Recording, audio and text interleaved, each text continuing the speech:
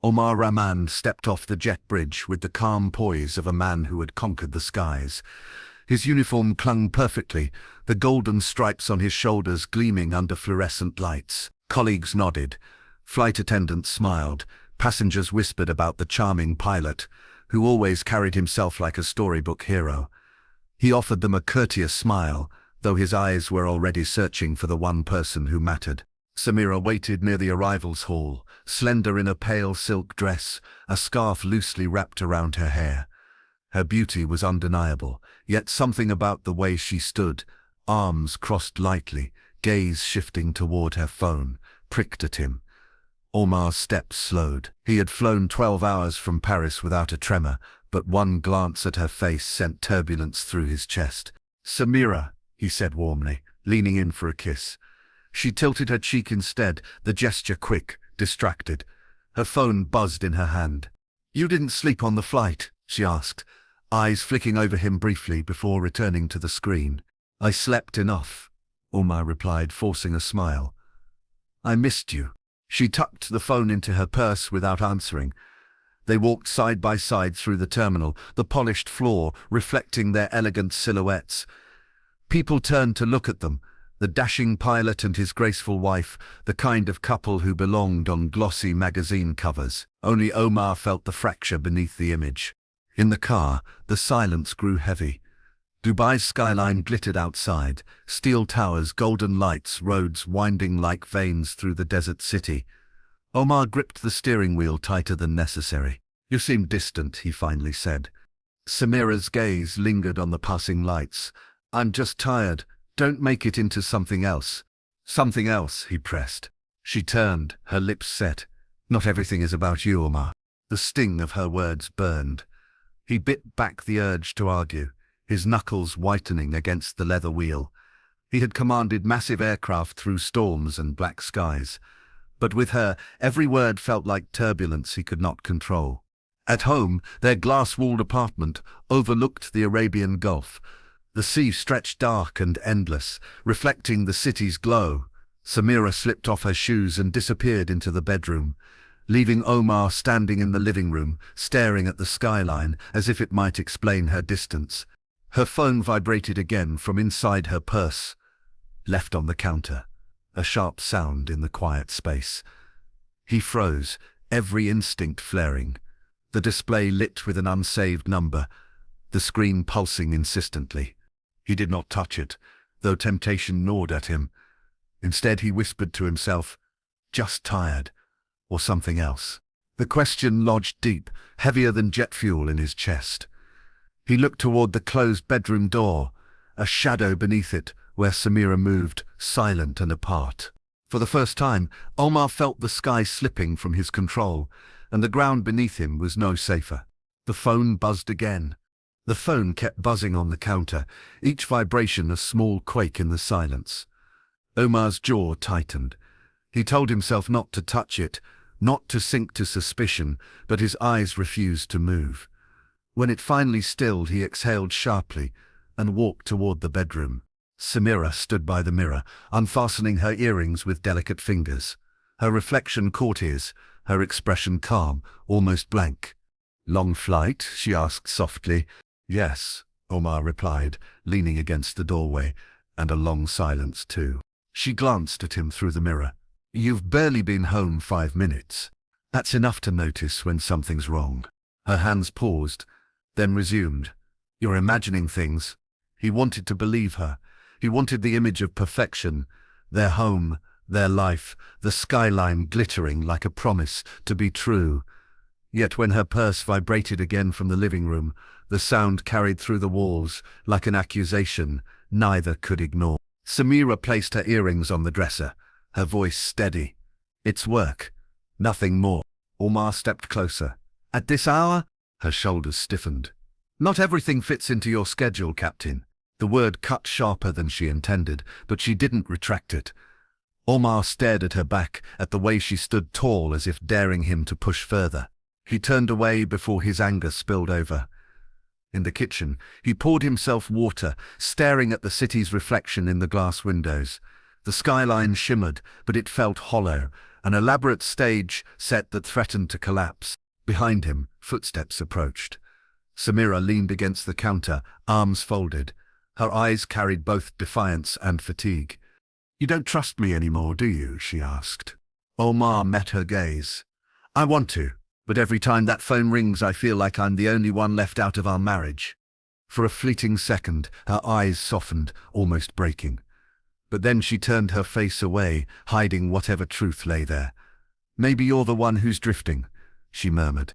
The silence that followed was heavier than shouting.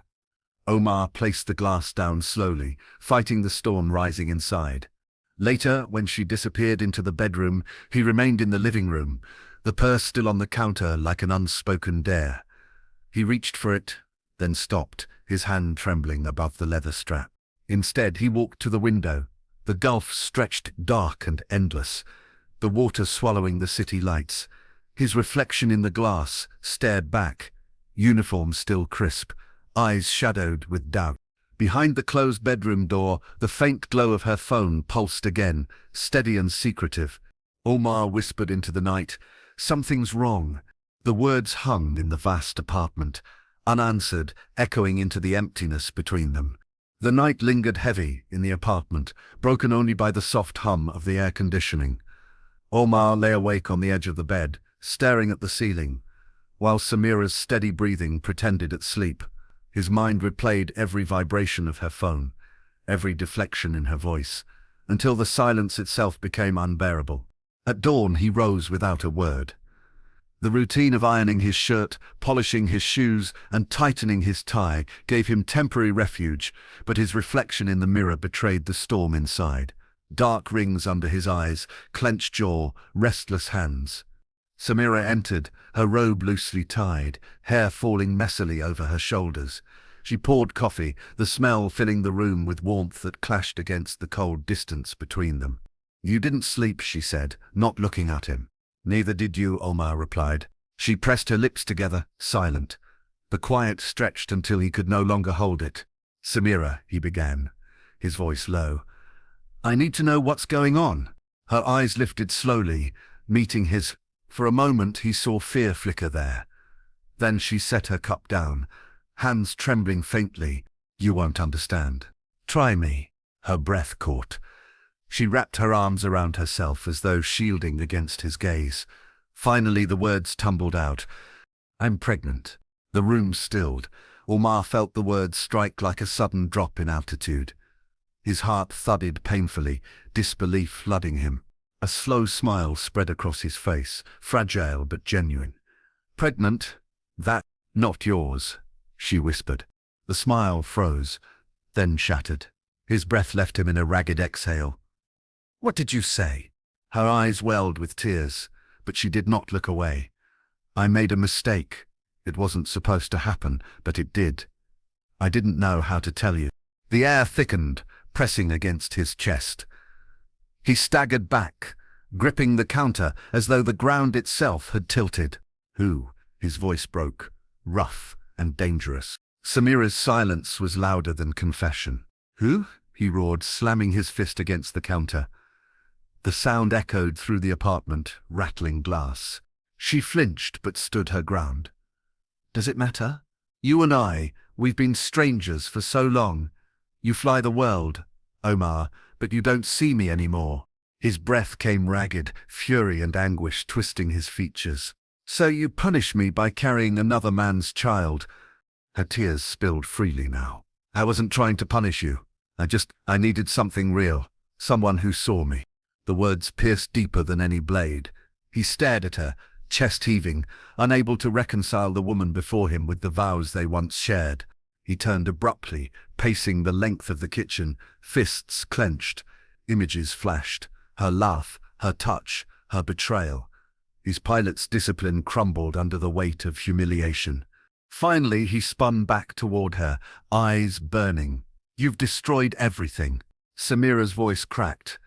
"I never meant to hurt you." "But you did," he said, each word like stone. "And now there's no going back." The silence that followed was suffocating. She wiped her face with trembling hands, while he stared at her, as though seeing a stranger. The city outside glittered with morning light, but inside, the darkness between them had taken root. Samira whispered, barely audible, "I'm sorry." Omar's reply came cold, final. "So am I." The words hung sharp in the air, a fracture that could never be mended. Beyond the windows, planes lifted into the sky, steady and controlled. Inside the apartment, everything had spiraled into freefall. Omar moved through the next days like a ghost, his body performing tasks while his mind unraveled. At the airport lounge, colleagues greeted him with warmth, yet their voices seemed distant, muffled, like he stood behind glass. He nodded, forced polite smiles, but inside, his thoughts spiraled endlessly back to Samira's words, "Not yours." In the cockpit, the familiar glow of instruments should have steadied him. Flying had always been his sanctuary, the one place where order reigned, where every switch and lever obeyed him.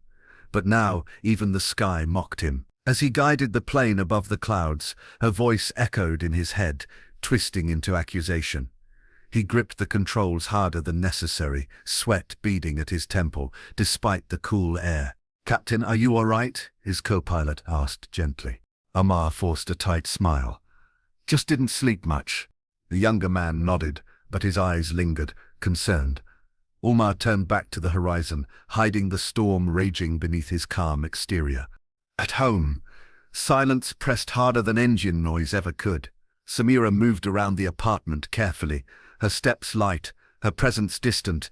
Meals passed without words. At night, Omar stared at the ceiling, hearing the faint vibration of her phone through the walls, each buzz feeding the fire inside. One evening, he returned earlier than expected. Samira sat on the balcony, phone in hand, her voice low and tender. She turned sharply when she saw him, snapping the call closed. "Who was that?" he demanded. "No one," she replied quickly. Too quickly. "Don't lie to me." Her eyes narrowed. "You don't own me, Omar." His hand slammed against the doorframe. "I'm your husband." She rose, trembling, but her defiance did not waver. "Then act like one. Love me, not just the image of me you want to control." The words struck deep, reopening every wound. He turned away before rage consumed him, his pulse thundering in his ears. Later at the bar with colleagues, laughter surrounded him, but could not reach him. One of them clapped his back, joking about women and marriages, and Omar's forced laugh cracked like broken glass. His hands shook as he lifted his drink. In the bathroom mirror, he barely recognized himself. His eyes were bloodshot, jaw clenched, uniform disheveled. The proud pilot, admired by all, looked more like a man teetering on the edge of collapse. When he returned home that night, Samira was asleep, her phone glowing faintly on the nightstand. He stood over her, watching the rise and fall of her chest, torn between longing and hatred. His fingers brushed the phone, temptation clawing at him, but he withdrew.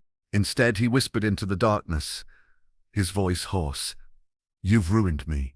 The words trembled in the air, unheard by her, but heavy with promise. Omar slipped onto the balcony, staring at the glittering city below. The skyline no longer looked like triumph, it looked like a cage. The sky, once his refuge, now felt unreachable. The storm was inside him, and he knew it was only a matter of time before it broke.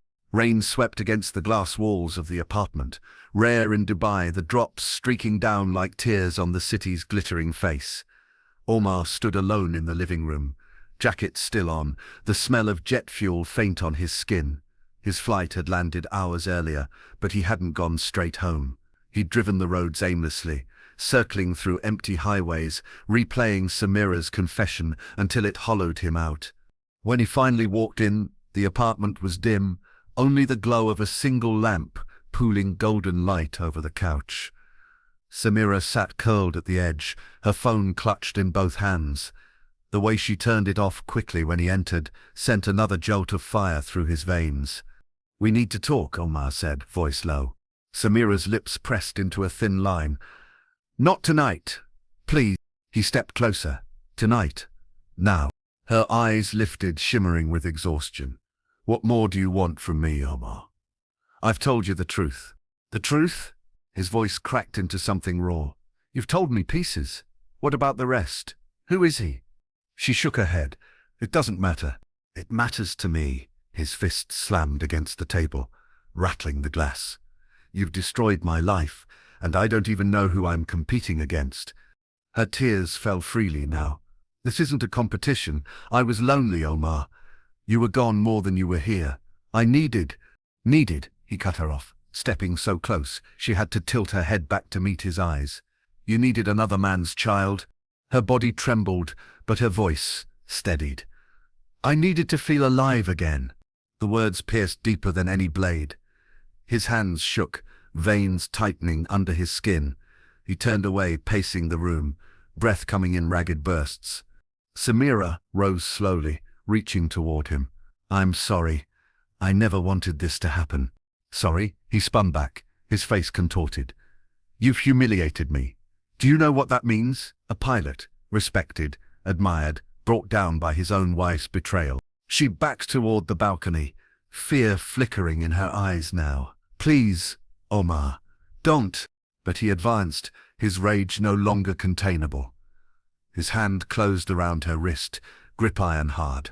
She cried out, struggling, the sound echoing against the glass walls. Omar, stop! You're hurting me. You hurt me first, he hissed, dragging her closer. Her other hand clawed at his chest, tears streaking her face. Don't do this. We can find a way. There is no way. His voice was a growl, animal and broken. In the blur that followed, his anger became action, his hands around her throat, her pleas fading into choked gasps, the world narrowing to the sound of his own heartbeat pounding in his ears. Rain lashed against the windows, thunder rolling in the distance, drowning out her final cry. When silence fell, it was absolute. Samira's body slumped against him before sliding to the floor, her eyes glassy, her lips parted in a frozen plea. Omar staggered back, his chest heaving, his hands trembling with the weight of what he had done. The apartment stood still around him, the rain outside relentless. He looked down at her, at the woman he once loved, at the woman who had undone him. His voice broke into a whisper.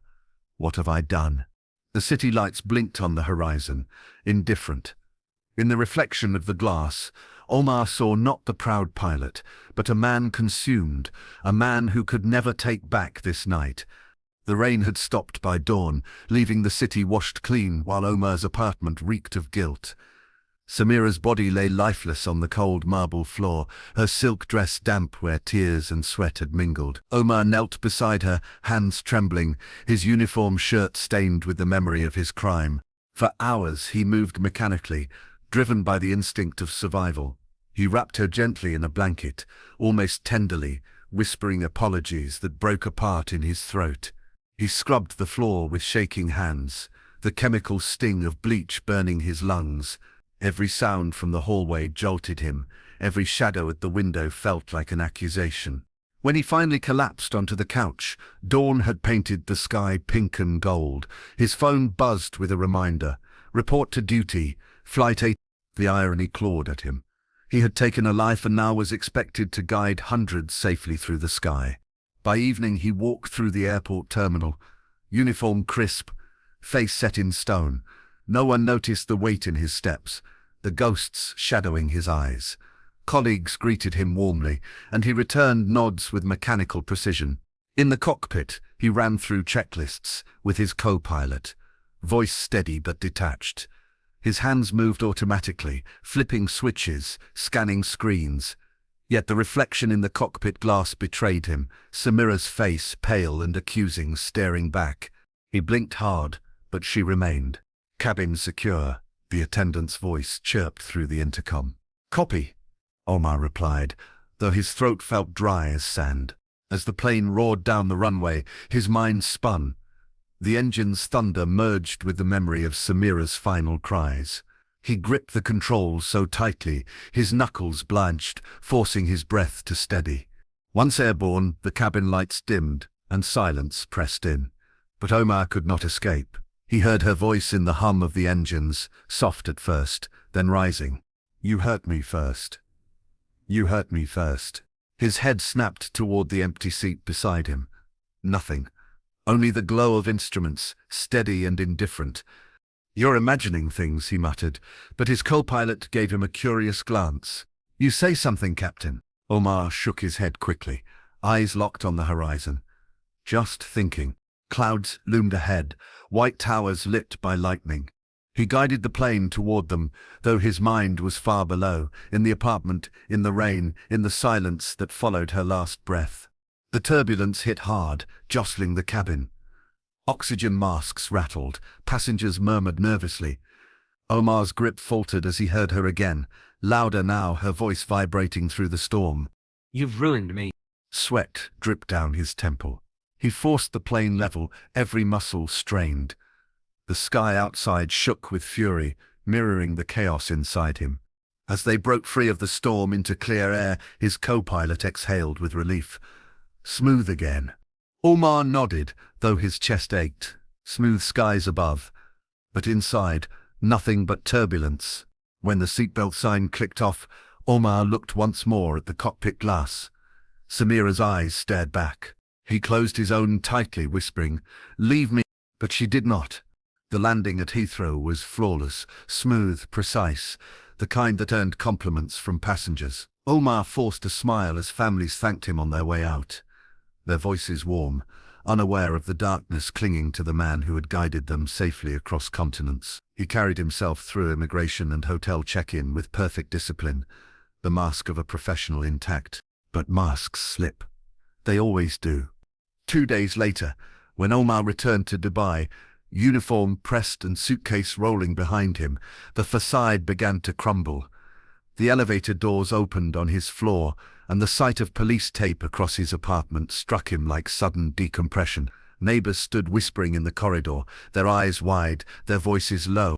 Inside, investigators moved methodically, gloved hands photographing, collecting. A stern officer approached him. "Captain Omar Rahman?" "Yes." His voice cracked. "You'll need to come with us." The walls of his world narrowed instantly. Questions battered him in the interrogation room. Neighbors had heard shouting. The building's cameras showed him pacing the hallway that night. Cleaners had reported the smell of bleach. Samira's body had been discovered, wrapped in a blanket, evidence impossible to erase. Still, Omar tried.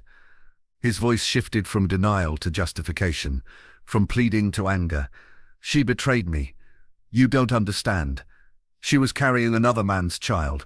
What was I supposed to do?" The officers remained unmoved, pens scratching against paper, eyes steady. His confession slipped out in fragments, desperation dripping into every word. In court weeks later, the spectacle drew headlines across the city and beyond. The respected pilot in his pressed suit no longer appeared heroic, but hollow, consumed. Prosecutors painted him as a man driven by pride and obsession, unable to endure betrayal. The defense argued for passion, for weakness in the heat of revelation. Samira's family sat in silence, grief etched deep, their presence heavier than any argument. Omar avoided their eyes, staring instead at the floor where his future crumbled piece by piece. When the verdict came, the words echoed like the roar of engines. Guilty. The sentence sealed his descent. Life behind bars, wings clipped, freedom gone. As guards led him away, Omar lifted his eyes once more. The courtroom lights blurred, and for a fleeting second he saw her, Samira, standing at the edge of his vision. Not weeping, not accusing, only silent, her gaze heavy with the weight of all that had been lost. His breath caught, chest tight. He whispered her name, but no sound carried. The prison walls closed in on him soon after. Days blurred into nights. Time lost its rhythm. Stripped of uniform and control, Omar paced his narrow cell like a man trapped in perpetual turbulence. The silence followed him, thick and endless, broken only by the echo of her voice in his memory. "You've ruined me." Now he understood she had been right. In trying to punish her, he had destroyed himself. The sky beyond the bars stretched wide and unreachable. Once it had been his sanctuary. Now it was a reminder of everything he could never touch again. Omar lowered his head, the final descent complete.